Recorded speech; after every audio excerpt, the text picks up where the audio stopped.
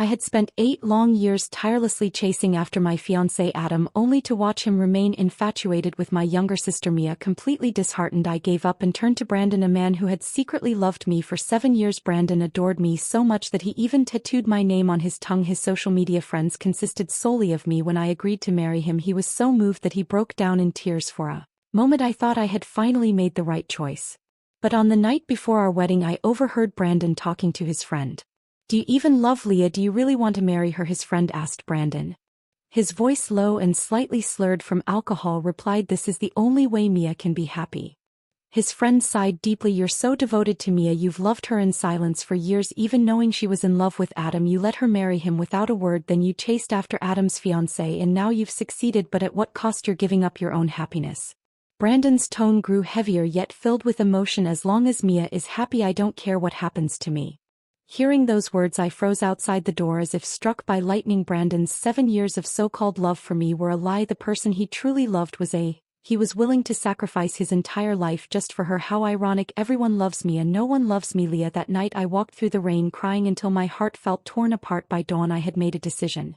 A few minutes later I received a phone call. "Miss Leah, your purchase of the private island has been successfully processed. It's completely secluded and no one will be able to find you there. The customized family you requested has also been arranged. They're professionally trained to provide you with unconditional love and care." I responded with a quiet okay. I decided to finalize everything within days before leaving. Since childhood my parents had always favored Mia. Now even my two fiancés Adam and Brandon preferred her. No one loved me, so I would leave this world behind. I would move to the secluded island and start anew with a family I created with my money. From now on my parents, Adam, Brandon, none of them would exist in my world anymore. I began preparing documents and arranged to cancel my household registration, ensuring no one could track me down.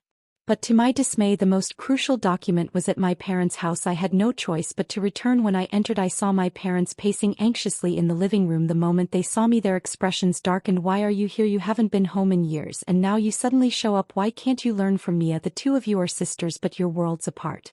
I had heard these words for over years. Without a word, I went upstairs, retrieved the document, and prepared to leave. My calmness only made them angrier. "Do you even see us as your parents, you ungrateful, disrespectful child?" As they continued yelling, the front door suddenly swung open. Brandon entered carrying me in his arms. They froze when they saw me standing in the foyer. His intimate posture with her was unmistakable. I glanced at them briefly, then turned to leave. My indifference unsettled Brandon. He quickly put Mia down. "Leah, don't misunderstand. Mia sprained her ankle, so I carried her home." I had no interest in exposing his lie. Surrounded by my parents' concern, Mia added softly, "Adam has been away on a business trip lately. If not, I wouldn't have troubled Brandon. Sister, please don't take this the wrong way." Her words were more a boast than an explanation. "I've always been spoiled since I was little," she continued with a sweet smile. "A brain hurts so much." Thankfully, Brandon ran through red lights to rush me to the hospital and even carried me home. "I've troubled him too much." She smiled at me, clearly trying to provoke a reaction, but my cold demeanor did not give her the satisfaction she sought. Mia rolled her eyes, clearly coming up with another plan. "Since you're already here, why don't you stay for dinner?" she suggested sweetly. No one asked for my opinion. Instead, they decided on my behalf that I would stay and eat at the table. This spread was filled with spicy dishes, Mia's favorite. I wasn't surprised. I had once told my parents that I couldn't eat spicy food because of my sensitive stomach, but they only responded with sarcastic remarks. Back when I was with Brandon, he used to care about my preferences. He learned to cook dishes that were gentle on my stomach, but tonight his attention was solely on Mia. Any small movement she made had him rushing to hand her napkins or serving her food. I suddenly remembered how in the past, whenever Brandon came to visit me at my parents' house, his eyes would occasionally drift toward Mia on her birthdays. He would sly ask me what kind of gifts she liked when she was sick. He always had an excuse to leave, saying work kept him busy thinking about it. Now I couldn't help but laugh bitterly. It was so obvious how much cared about Mia, and yet I only realized it now. Even if Brandon loved Mia deeply, he shouldn't have used me as a tool in his deception. The pain of discovering this truth cut deeper than the rejection I had faced from Adam. The dinner ended with me barely eating anything. On the way home, I finally spoke up. "You go ahead, I'm heading somewhere else." But Brandon responded gently yet firmly, "Wherever you're going, I'll come with you. I can't let you go alone." Seeing that I couldn't refuse him, I gave up trying. I didn't tell him the exact location and instead turned on the GPS for him to follow. The roads were quiet, and soon we were close to my destination. Just as I was about to direct him to turn, Brandon's phone rang. The moment he answered, his mother's worried voice came through. "Brandon, Mia's injury is infected. Can you take her to the hospital?" "I'll be right there," he said without hesitation, already preparing to turn the car around. Then he seemed to remember something and glanced at me with a conflicted expression. Before he could stammer out an excuse, I spoke up. "Just go, I'll walk from here." Without another word, I got out of the car. His concern for Mia went out in the end, and he quickly drove off, watching his car disappear into the distance. I felt a bitter ache in my chest. If he had driven just a little further, he would have seen that my destination was the office, where I would finalize the paperwork to cancel my household registration, a clear sign of my intent to leave. But he didn't notice because he didn't care. The process of canceling my registration was swift. Once it was done, I returned home. Not long after, Brandon also came back looking apologetic. "Leah," he said softly, "you'll be marrying me soon. When that happens, Mia will be part of our family too. That's why I care about her, but it doesn't mean anything. You have to know that you're the only one in my heart." I couldn't understand how Brandon could lie so smoothly. My heart was exhausted, and I didn't have the energy to keep up this charade anymore. "I'm not feeling well. I'm going to rest," I said flatly. Brandon seemed startled by my coldness but didn't think too much of it. He probably assumed I was still upset about him leaving earlier to help Mia. In an attempt to make it up to me, he canceled all his work obligations and spent the following days taking me out on dates. We had candlelit dinners, strolled through upscale shopping districts, and even watched movies together. Edition luxury car. Then it was Brandon's turn. He pulled out a certificate while everyone looked on in confusion. He opened it to reveal a design adorned with ruby accents. "Mia, you already have everything. After thinking long and hard, I decided this would suit you best. From today, you have the right to name this cloud." Guests filled the room. The idea of naming a cloud was both extravagant and unheard of. "Even that can be bought, it seems. Brandon truly went to great lengths," someone murmured, and admiration rippled through the crowd. Amid the noise, I quietly slipped out to the deck for some fresh air. The cool breeze was a relief from the stifling atmosphere inside. But before long, Mia followed me. Standing behind me, she looked at me with disdain and mockery. "Sister, what are you trying to do? It seems that not just Adam but even Brandon has feelings for me." Her words were like a blade, yet I couldn't understand. From the time we were children, she had taken everything from me. My parents' love, my friends, even my relationships, including both Adam and now Brandon. Why couldn't she let me go? Why did she feel the need to flaunt it all in front of me? Frustrated, I finally asked, "Why? Why do you keep doing this to me?" Mia dropped her facade entirely and smirked. "Why? Because I enjoy seeing you suffer. It makes me happy. And soon I'll get to see it all over again." Her words puzzled me and I frowned. "What do you mean?" Instead of answering, she grabbed my wrist and with a sudden pull, dragged me over the edge of the yacht. Before I could react, we both plunged into the sea. Salt water flooded my nose and mouth, choking me. Instinctively, I wanted to cry for help, but the seawater rushed in, burning my throat. Fear of death consumed me as I struggled against the waves, my consciousness fading. Amid the chaos, I saw someone finally notice the commotion. Soon I heard the sounds of multiple splashes. Adam, Brandon, and Trey had all jumped in without hesitation. All three of them swam toward Mia. From the yacht, I could faintly hear Mia's mother's panicked screams. "Save Mia. You must save Mia." In that moment, despair engulfed me. The realization that everyone had abandoned me pierced deeper than the icy water. I closed my eyes, resigned to the thought of death. But then the sound of someone swimming closer reached me, growing louder. It was as if someone was coming for me. Barely conscious, I opened my eyes. When I made out the face of the person nearing me, I was utterly stunned. It was Adam. Before I could process why he would save me, darkness swallowed me whole. When I woke up, I was in a hospital. Blinking against the dryness in my eyes, I shifted my gaze from the white ceiling to the man sitting vigilantly by my bedside. After confirming multiple times that I wasn't dreaming, I struggled to believe it. The only person who had stayed by my side was Adam. Suppressing the shock swirling within me, I kept my tone calm and asked, "Why aren't you with Mia?" "I just checked on her before coming here. There are plenty of people with her." "Brandon's there too," Adam replied. He seemed to expect that mentioning Brandon would provoke a strong reaction from me, but I remained expressionless. Without missing a beat, I dismissed him. "Then you should go back. I prefer being alone." Despite my words, Adam didn't move. I glanced at him, puzzled. "Is there something else?" "Don't marry Brandon," he said after a long pause, his voice unusually soft as if choosing his words carefully. But once he started, the rest spilled out in a rush. He's only with you because he wants you to step aside for Mia. It was as though a burden he had carried for so long had finally been lifted. But when he looked at me expecting a reaction, he found only calm indifference. My face betrayed no emotion, as though I had already known this all along. Adam stared at me shocked. You already knew? I nodded slightly. Yes, I've known for a while. If you have nothing else to say, you can leave now. I kept my tone even, but my words were firm. Adam didn't leave. Instead, he grew visibly agitated. And you're still planning to marry him? Are you crazy? I smiled faintly at his outburst. What does it matter to you? Didn't I already call off our engagement and hand you over to Mia, the woman you've always cared about? My words silenced him. Adam seemed unable to form a response. He didn't know why he felt so unsettled. He should have been happy. But lately, whenever he looked at Mia, memories of me would surface. Me following him around, me always by his side. Even in his dreams, it was me he saw. Just as the silence stretched on, the hospital room door suddenly swung open. Brandon stormed in, and the moment he saw Adam, his expression darkened. Adam, what are you doing here? Brandon asked sharply. With Brandon there, the conversation could go no further. Adam cast me a lingering look before finally standing and leaving. But he hadn't gone far when Brandon turned his attention back to me. Brandon immediately wrapped his arms around me, his voice filled with worry. Leah, I'm sorry. I didn't mean not to save you. I just mistook someone else for you. Please don't be mad at me. From now on, I won't care about Mia anymore. But can you promise me not to see Adam again? You finally stopped liking him and agreed to be with me. If you start getting tangled up with him again, I might actually lose my mind. Hearing his continuous apologies, I stayed silent, my expression calm and unmoved. I closed my eyes and only one thought remained in my mind. Let all of this end quickly. With frustration and despair, Leah's gone. She disappeared. She burned the wedding dress and our rings. I don't know where she's gone.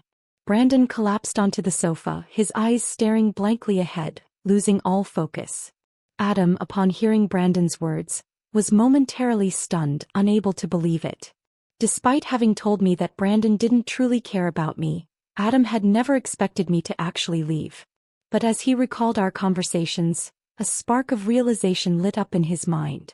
It wasn't that she didn't care about Brandon, she had already planned to leave. Yet even after leaving, I hadn't sought him out. Where could she possibly have gone?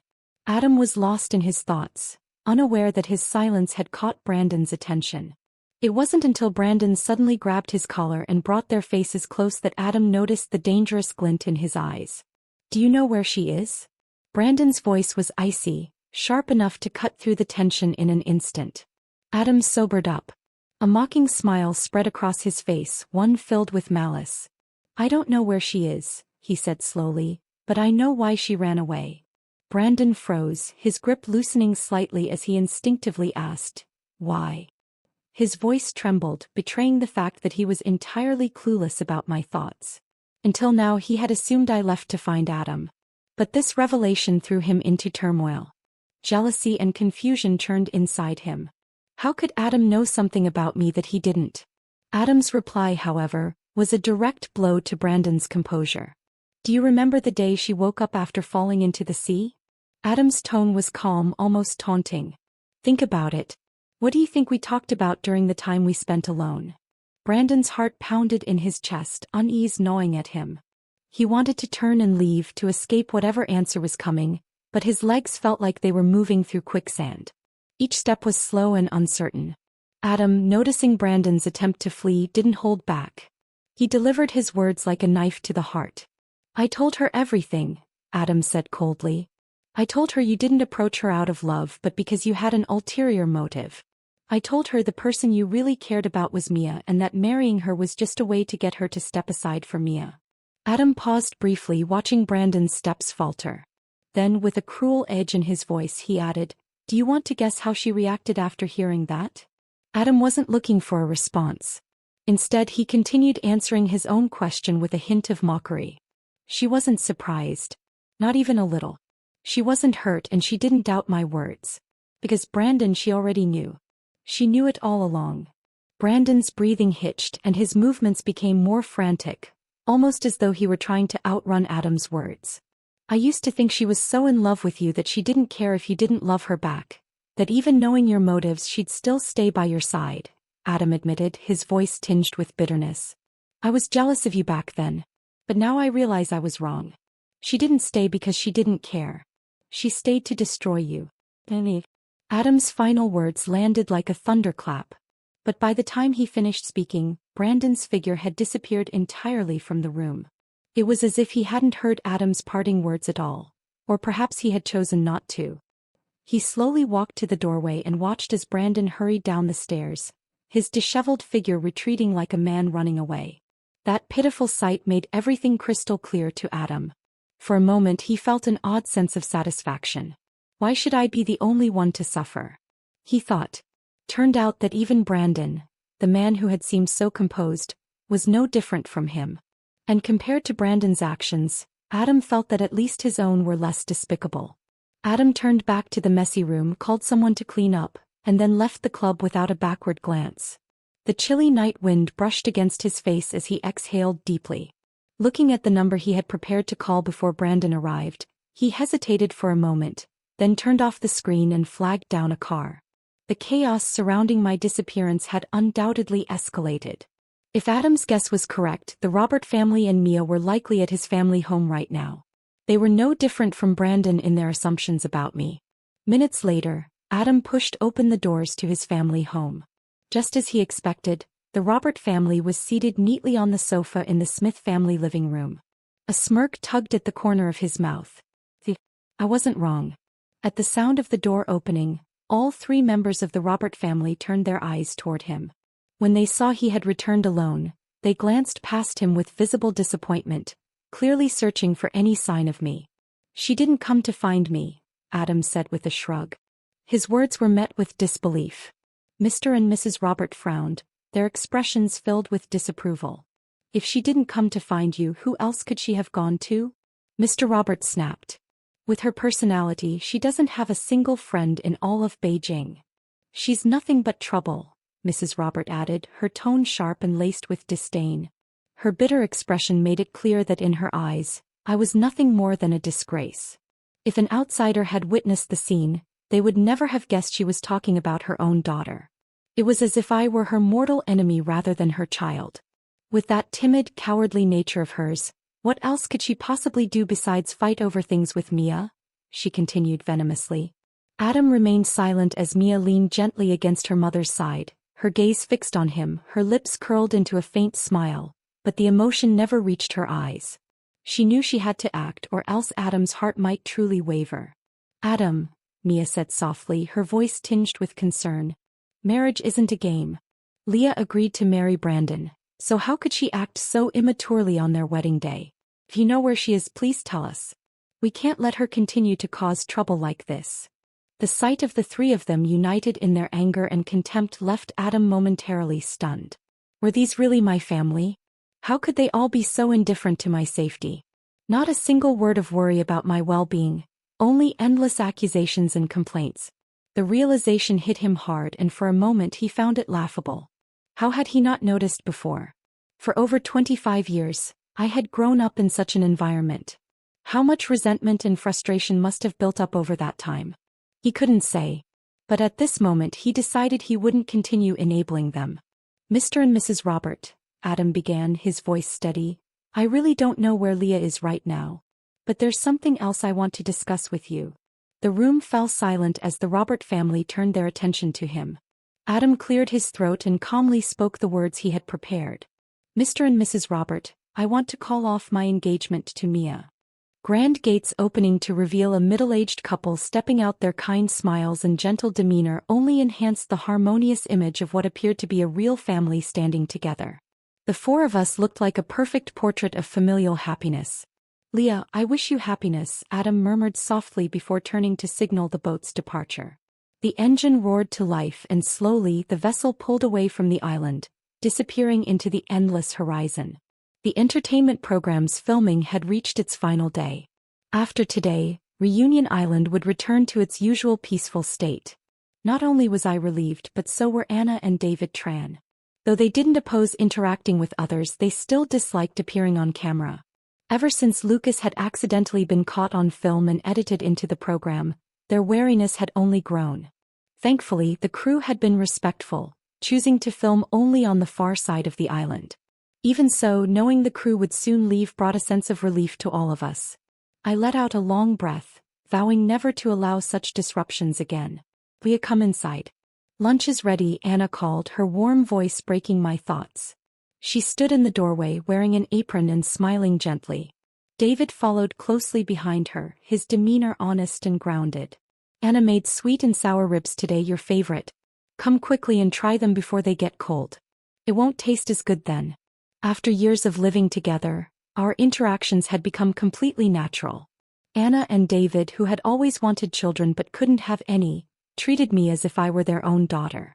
Originally, they had become my parents at my request, but over time their care for me deepened. To them, I wasn't just fulfilling a role. I was their real, obedient, thoughtful, and cherished child. Clearly, this was a family I had hired with money, yet I treated them with genuine respect. I had heard that they were orphans with no parents of their own. That shared circumstance made them feel as though we were destined to be a family. Coincidentally, they had no children, and coincidentally, I had no parents. The meal passed joyfully. Lucas sat beside me, attentively picking out food for me, peeling shrimp with care. The island was rich in seafood, but I never found it particularly appealing. It wasn't until later that Lucas discovered I simply didn't enjoy raw or unprocessed seafood. From then on, he naturally took on the task of preparing it properly. After a satisfying meal, I walked to the other side of the island to check on the entertainment show being filmed. Since it was the last day, the crew took it easy on the guests. A group of men and women laughed and chatted loudly, filling the area with lively energy. As I stood there observing the cheerful scene, I couldn't help but reflect. In the past years, apart from supply deliveries, no outsiders had set foot on this island. Being a private island, no one could come here without my explicit permission. It had been a long time since I had experienced this level of liveliness. While I was lost in thought, Lucas approached with a plate of fruit. Noticing my distant gaze toward the lively group, he handed the plate to me before casually sitting down on the ground beside me. I didn't take the plate, unwilling to hold it without a table to place it on. Instead, I gave him a subtle look, signaling my refusal. Understanding immediately, Lucas smiled, picked up a small piece of fruit with a toothpick and brought it to my lips. Only then did I eat, feeling satisfied. In the past, I lacked the privilege to act on whims. I was accustomed to prioritizing others over myself. But here I was the center of everyone's attention, the one who could afford to be a little demanding. The sincerity of Anna, David, and Lucas made me gradually let my guard down, allowing myself to embrace this ease. And honestly, I felt it was just fine this way. Brandon finally arrived on the island, but he didn't come alone. Accompanying him were Mia and her parents. The Robert family hadn't been doing well in recent years. Adam had left to build his own business, and his first act of success was to directly compete with the Robert family, taking over part of their market share. Initially, the Robert parents had planned to use marriage as a way to solidify their status. But Mia, spoiled by their overindulgence, had become difficult to manage. After Adam broke off their engagement, she caused constant disruptions at home.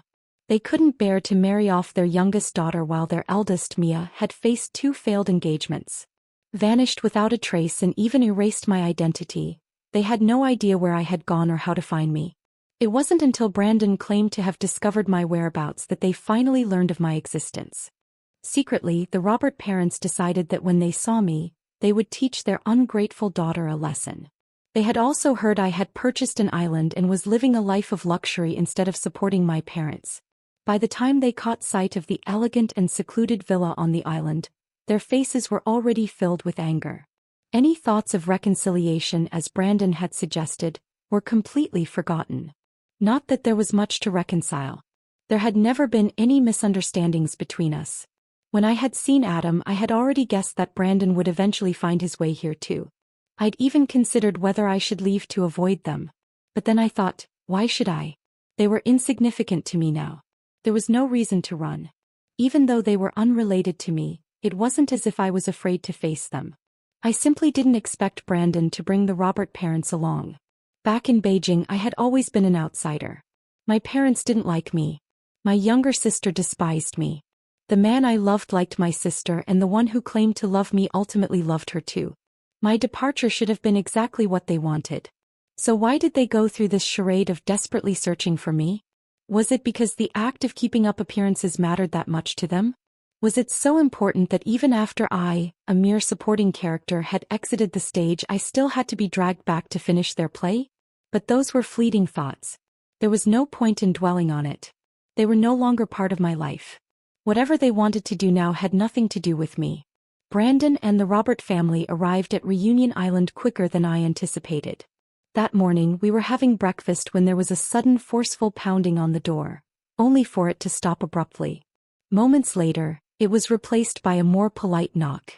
I furrowed my brow just as Lucas rose to open the door. The moment he came face to face with those outside, everyone froze. Brandon seemed to regret bringing the Robert parents here, especially after hearing their aggressive knocking.